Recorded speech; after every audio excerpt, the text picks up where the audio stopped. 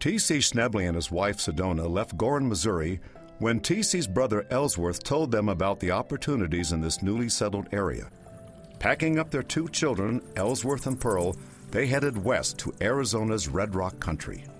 Arriving here in late 1901, T.C. and Sedona planted vegetables and started an orchard, selling their produce in Jerome and Flagstaff. They built the first two-story house in the area, and their home was the first place travelers came to when coming down the Munns Wagon Trail, Snubbly Hill Road today. T.C. rented rooms and tents and ran a small store, while Sedona cooked for their guests. Prospects for the Snebleys had never seemed brighter.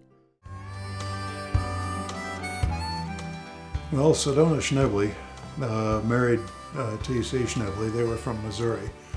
They moved here about 1900, and there were only about 15 families in the area at that time. And by 1902, T.C., who was a very enterprising gentleman, they had built a house which was also a store. They had some rooms for rent, and he decided this town, this community, needed a post office. Ellsworth, I wanted to name the town Schnebley Station, but listen to this letter from the Post Office Department. It has been the policy of the Bureau of the 4th Assistant Postmaster General since 1896 to only assign plain, simple, single-word names. T.C., this is a beautiful place. You should find a beautiful name. Well, the most beautiful thing I know is my wife, Sedona. Sedona. It's perfect. Sedona's character will stand well as a symbol for the community, and it's one word, plain and simple. Yes, T.C., you must name the town Sedona.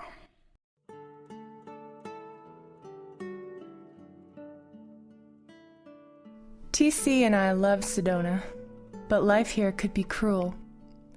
My middle child, Pearl, had a gentle pony that she rode around the area happily and fearlessly.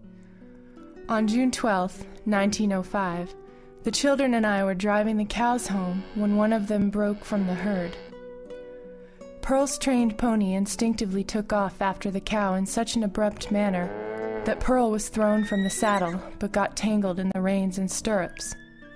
This frightened the horse even more, and it raced toward home, dragging Pearl to the corral gate where we found her. We buried my little girl in the front yard, where I saw her grave every day. I fell into a deep melancholy, what I believe you call depression today.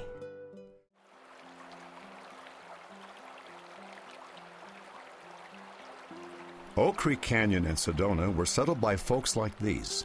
People who came and stayed when there was no real good reason to do so. But eventually, there were enticements. The Homestead Act of 1862 brought people to the Wild West with the promise of free land. Then in 1875, General Crook relocated the local Native American population to reservations.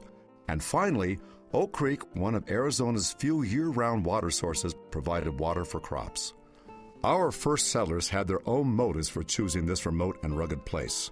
Jim Thompson was passing through when he found an abandoned Apache garden and decided to stay. He got lonely, so he invited the James family to join him because he knew they had a marriage-age daughter. Bear Howard was running from the law when he arrived. There was one fellow named Bear Howard who was one of the colorful characters in our history. He came from California, having escaped from jail after he killed a sheep herder in a fight, moved here and changed his name, hunted bears mostly for a living, for the meat and hides, so they called him Bear Howard. And he was one of Sedona's really great colorful characters.